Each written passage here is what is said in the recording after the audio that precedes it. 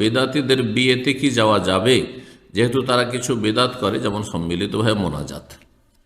শুধু সম্মিলিত মোনাজাতের বেদাত করে সেই জন্য বিয়েতে যাবেন না, এটা উচিত হবে না।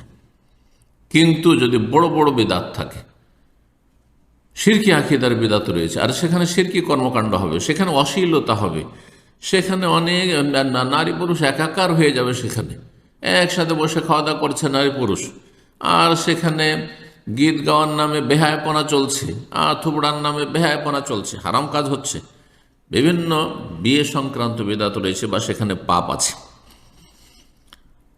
তাহলে সেখানে যাবেন কি না? বলবো, সেখানে আপনার যাওয়াতে ইসলামের মুসলিমদের উপকার যদি থাকে তো যাবেন, আর যদি ইসলামের কোনো উপকার না করতে পারেন, ফায়দা না করতে, তাহলে যাবেন না। সেটা কেমনভাবে?